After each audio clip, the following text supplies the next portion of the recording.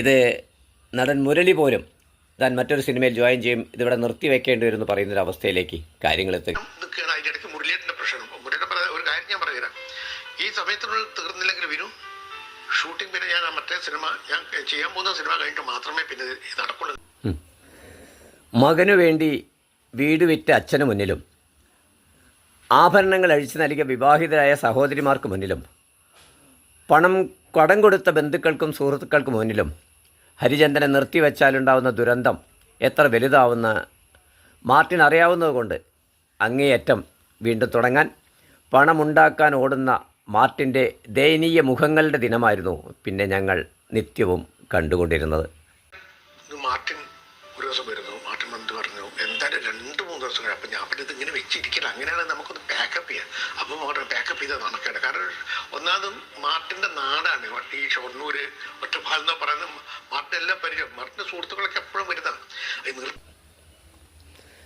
Martin പണം കൊണ്ടുവരുന്നതും കാത്ത് cinema set മുഴുവൻ പല ഹോട്ടലുകളായി തമ്പടിച്ചിരിക്കുന്ന സമയത്ത് ശ്രീ മമ്മുക്ക വീണ്ടും തന്നെ വിളിച്ചതായി VM വിനു തന്നെ പറയുന്നുണ്ട്.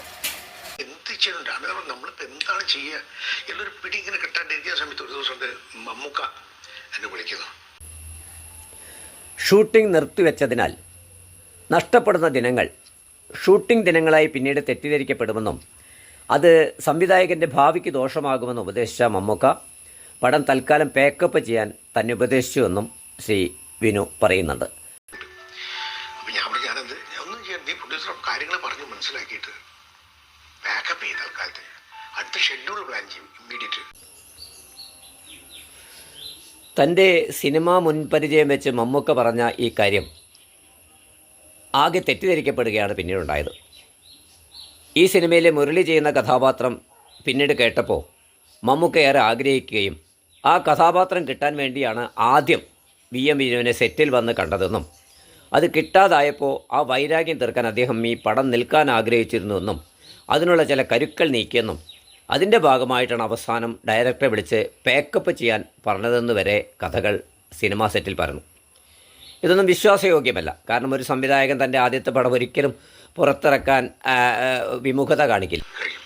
ഇനി ബാക്കി ഇവിടെ ഒറ്റപ്പാലത്ത് വന്നിട്ട് ക്ലൈമാക്സ് ഫൈറ്റും ക്ലൈമാക്സ് സീനും അതോടനുബന്ധിച്ചില്ല 2-3 സീനും മാക്സിമം വന്ന ഒരു 4-5 ദിവസത്തെ വർക്ക് മുരളിയേട്ട കേട്ടല്ലോ. മാക്സിമം 5 ദിവസത്തെ ഷൂട്ടിംഗ് കൂടി ഇനി ബാക്കിയുള്ളൂ എന്ന് സംവിധായകൻ പറയുന്നു. എനിക്കിന്നും തീരാത്തൊരു സംശയം അത് മാത്രമേ ഉള്ളൂ. ഇത്രയും താരങ്ങളുള്ള ഇത്രയും മൂല്യമുള്ളൊരു സിനിമ വെറും 5 ദിവസത്തെ ഷൂട്ടിംഗ് അന്നത്തെ കാലത്ത് എത്ര രൂപ കൊണ്ട് തീർക്കാൻ കഴിയുമെന്നുള്ളത് സിനിമ അറിയുന്നവർക്കറിയാം.